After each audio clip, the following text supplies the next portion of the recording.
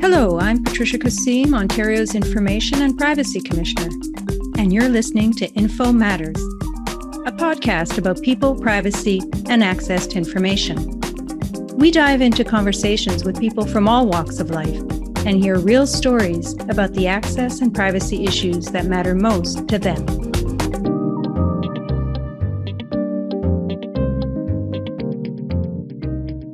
Hello, listeners. Welcome to another episode of Info Matters.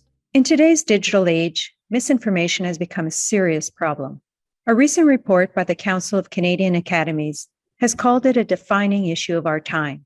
Misinformation can take many forms, from misconceptions and misleading facts that people believe are true to outright lies, rumors, and distortion of facts that people deliberately share, knowing them to be untrue.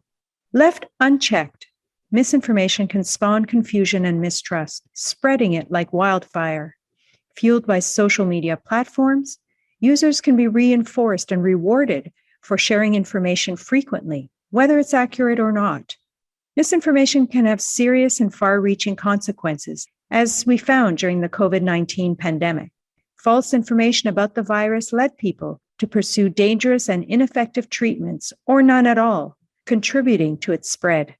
Over time, people can also become skeptical of information from legitimate sources, thwarting efforts to address climate change and undermining trust in public institutions and democracy itself. In this episode, we'll be talking about the dangers of misinformation and what governments, legislators, media, social media platforms, and individuals themselves can do to curb its spread. My guest is Alex Himelfarb of the Council of Canadian Academies and led their expert panel on the socioeconomic impacts of science and health misinformation. Alex, welcome to the show. Thanks so much, Commissioner. Pleased to be with you. So, Alex, you've had quite a stellar career. You were a professor of sociology, a senior executive with the federal government for 30 years, and a clerk of the Privy Council, serving 3 prime ministers. So tell us, what led you to chair the expert panel on science and health misinformation? Since leaving public service and academia, my focus has been on social justice and environmental justice. And it became increasingly clear that one of the obstacles to progress in the things I cared most about was misinformation. That misinformation was an obstacle to collective progress. I mean, it's interesting that when the WHO was talking about public health in the midst of the COVID pandemic, they also talked about how their fight against COVID had to be matched by an equally vociferous fight against an infodemic, the massive misinformation that inhibited people from protecting themselves and one another and was creating huge pressures on health workers and frontline workers. Just months later, the Intergovernmental Panel on Climate Change wrote that one of the major obstacles to climate action progress was misinformation, and politically endorsed misinformation, which is particularly powerful because it saps the will to do the hard things that sometimes we need to do collectively to meet our challenges. So yes, I think misinformation stands in the way of individual and collective decision-making that matters profoundly to our health and well-being. So, as you said in your intro to the report, misinformation isn't really a new phenomenon. You wrote myths, conspiracy theories, and deliberate deceit are probably as old as human communication itself. Yet, misinformation, as you say, has become a defining issue of our times. So how did things get so bad? It's not new, but something has changed. In 2016, Webster Dictionary made post-truth the word of the year. Just last year, Webster Dictionary made gaslighting the word of the year. Something is afoot. So what's happened? The first factor, I think, is the rise of social media and individual messaging platforms as a major way in which people get their information. A recent survey suggested that about 90% of Canadians during COVID got their information from social media or messaging apps. And what that means is that they are exposed to vast amounts of information, but also vast amounts of misinformation, and almost entirely without mediation, without guardposts, without signposts, without people helping to guide through what's true and what's not true. It also, as you said, creates incentives to create bubbles of self-affirming information. The algorithms and incentives built into social media platforms make conflict, clash, and misinformation much more popular and fast spreading.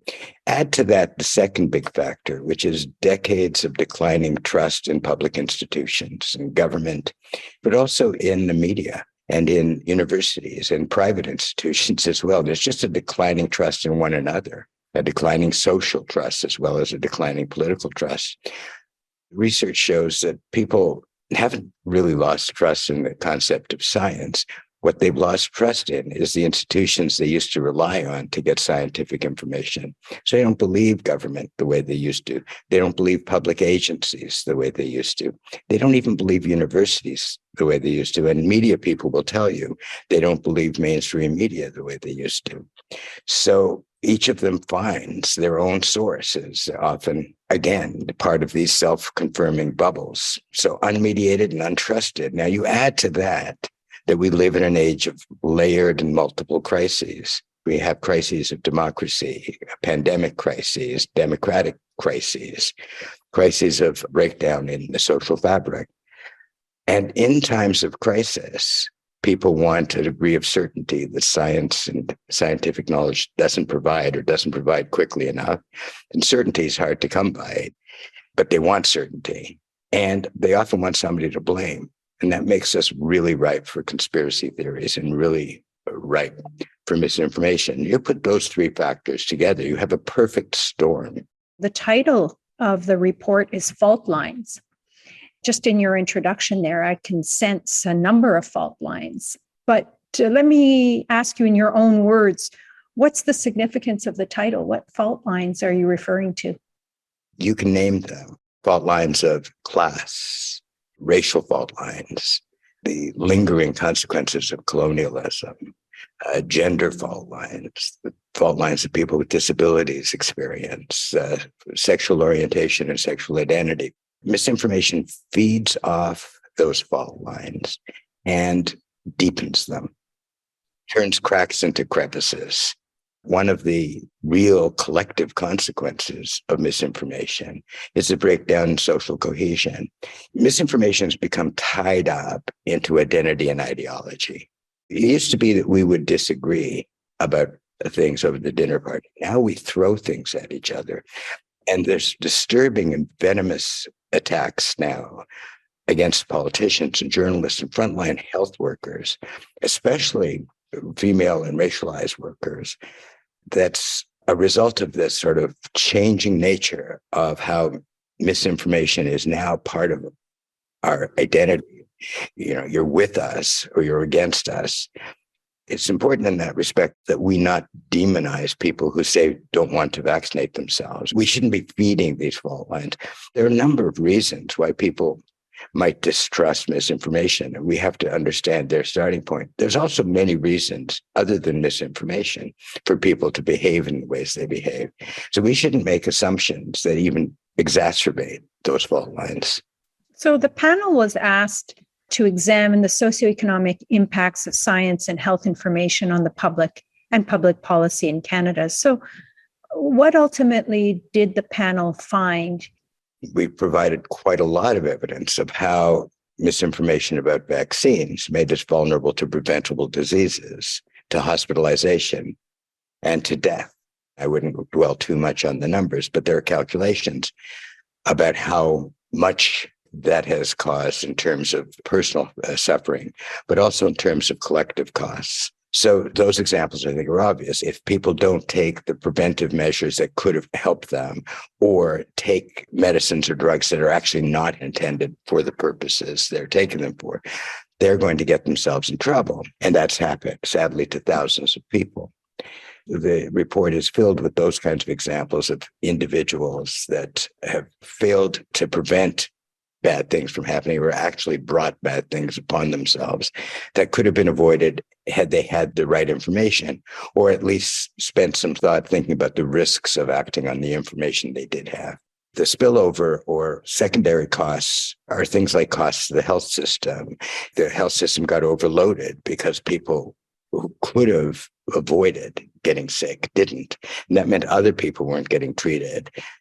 And we know the burden that that created for health workers, not just a work burden, but an emotional burden. And then there are, of course, some of the collective costs we've already talked about, the kinds of social upheaval, the breakdown in social consensus that's necessary if we're going to take collective action. Misinformation has slowed down progress on climate change. The debates about whether it was real truly slowed it down. And the debate keeps shifting, but it's always at the base of it, misinformation. And it's hard enough to do the hard things necessary to solve our problems. It's almost impossible. If we can't agree about where we are, it's hard to imagine that we'll ever agree about where we ought to go. Let me just ask you to elaborate a little bit on what the panel found. And particularly, you found racialized and underserved communities were the most affected disproportionately by misinformation. Can you elaborate a little bit on the vulnerability of marginalized communities to the impacts of misinformation? It's not surprising that marginalized and vulnerable communities pay the highest price for misinformation. They pay the highest price for everything that goes wrong in our world. This too. But part of it resides in their lack of access to good information. Access to good information, scientific information, isn't equal. Isn't even. So that's part of it. Part of it is that there is a legitimate and understandable distrust of public institutions that might be the source of help or good information. And partly it's the lack of alternatives, the lack of resources to choose effective alternatives. And so when there are collective consequences, they always hit the most vulnerable hardest, even if they're on board, even if they're well-informed. So an array of reasons, and the evidence is over and over again that they've paid the highest price. I don't know if the panel had a chance to think about this in the context of artificial intelligence, but with the burgeoning field of AI, we're seeing some very, very real images of the Pope in puffy white coat or of former President Donald Trump in an orange jumpsuit being taken away in handcuffs after his arraignment, which of course did not happen, but the images are so incredibly real looking. And it seems like they're only going to get better, which is only going to make misinformation worse, it seems. How pessimistic or optimistic should we be about this situation getting worse or better over time?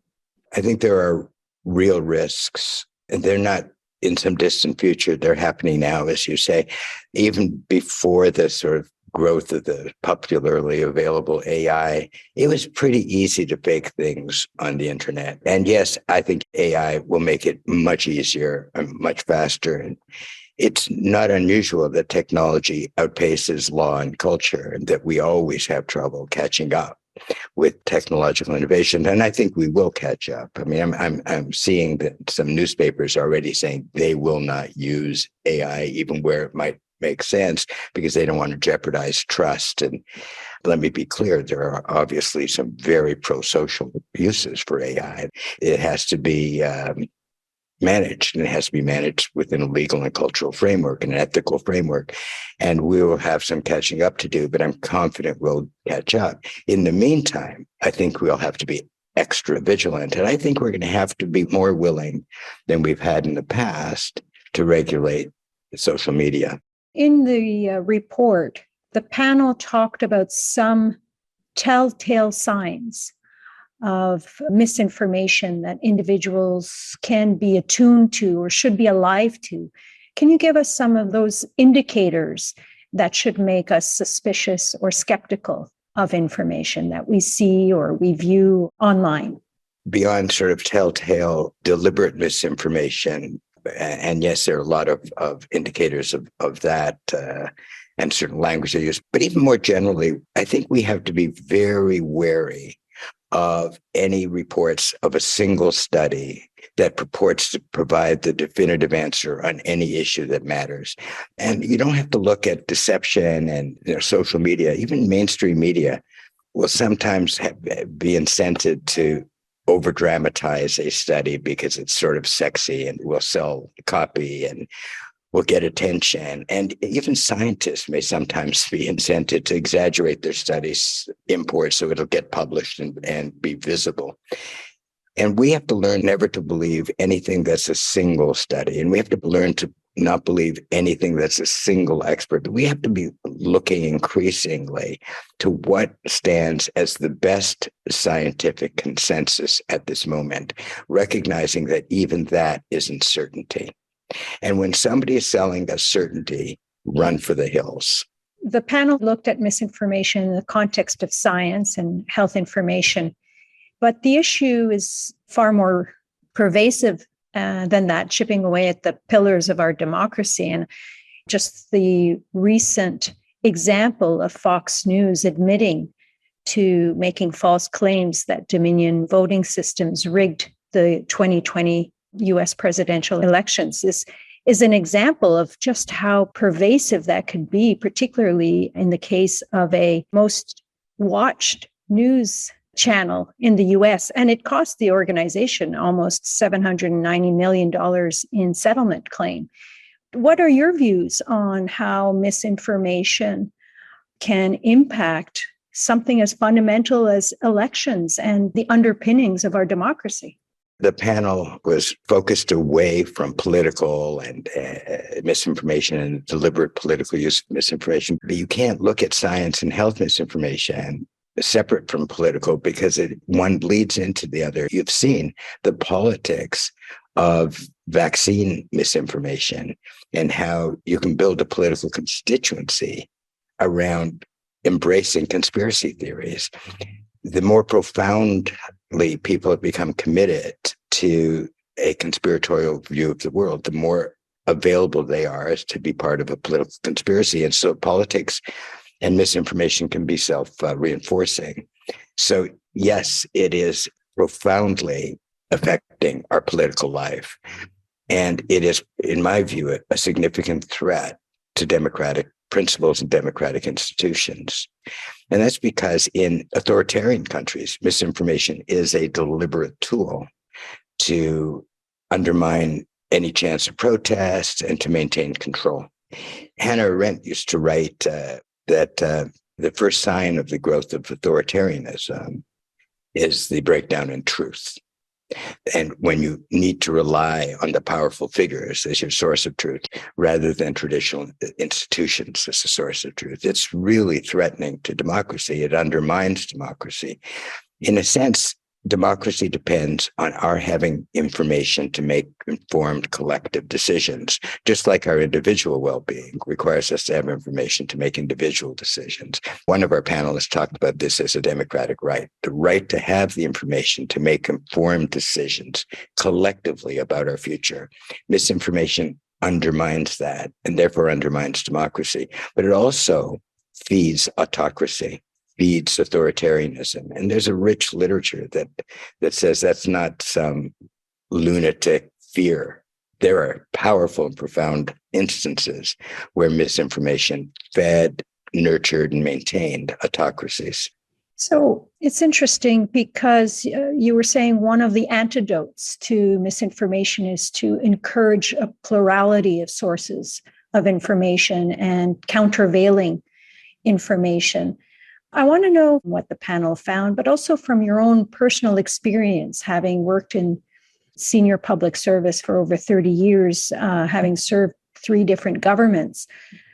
What role does government play? What role does transparency and proactive disclosure play in filling the vacuum and providing some of those countervailing sources of truth?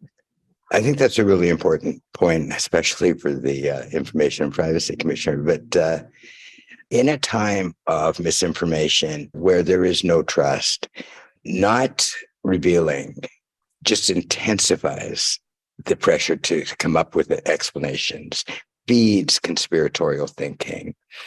It's messy. A lot of what government does and decisions we make are messy. And sometimes when we expose them, we get hit for it. But we get hit even harder if we hide it. So, when you do spring cleaning and you get the information out, the dust flies and sometimes you pay a price. But if you don't clean, things are much worse. And so it'd be naive to think that exposing our information will build trust overnight. In fact, it creates doubts as well. But nothing is worse than hiding the truth. So I think government has a huge role in being proactively transparent and relying less on freedom of information requests. The other thing I think is really important is how we treat information, even when it's public. Everybody loves to talk about evidence-based policy. How could you not like evidence-based policy? We like policy, we like evidence. Evidence-based policy is like apple pie and ice cream. But we often use it to hide behind science. But science doesn't tell us what the right thing to do is. It tells us what the costs of various options are, and moral and value judgments, along with evidence, will tell us what the right thing to do is. And we shouldn't hide behind it. We should have those moral arguments because we do a disservice to science.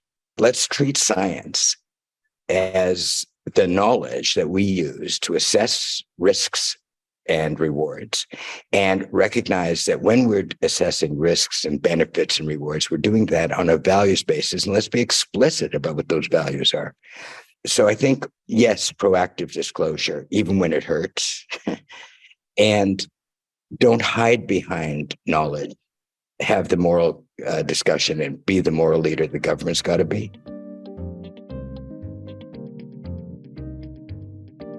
I know that you considered as a panel other players too, in addition to government. You looked at what legislators can do, social media platforms, the role of journalism and media, and even individuals themselves, you and me. We all have a role to play in busting myths and deconstructing misconceptions and misinformation.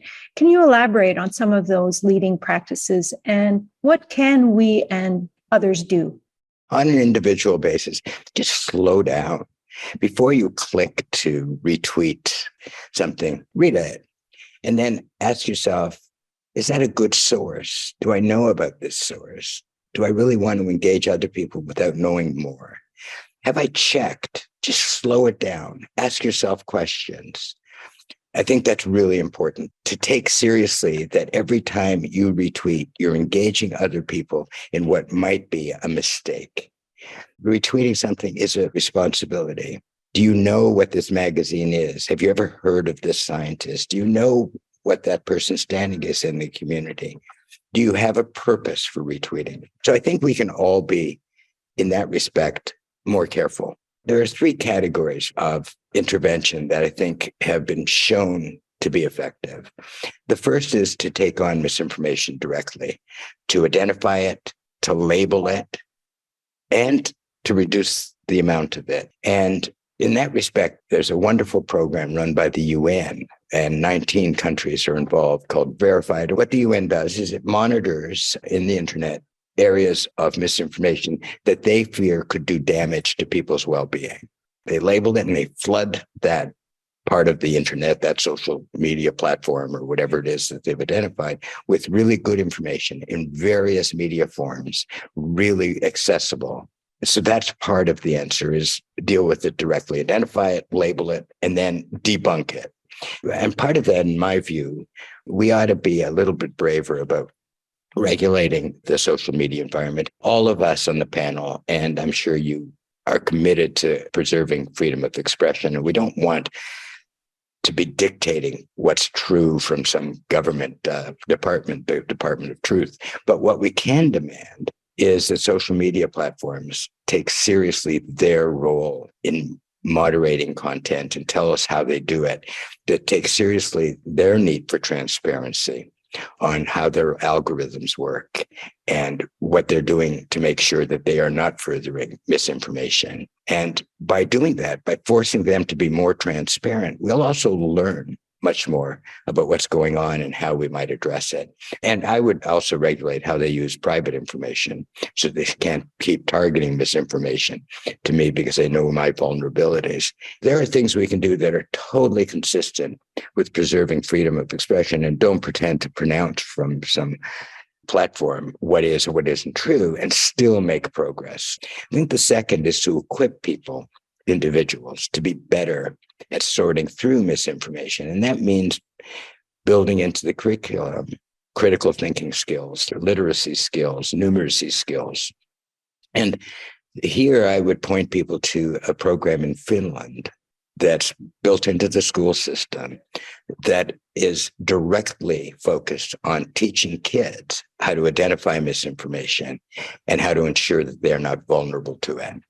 And it has proved to be extremely successful. So in the short term, we should be telling people what to look out for. This is one of your questions. What are the signs?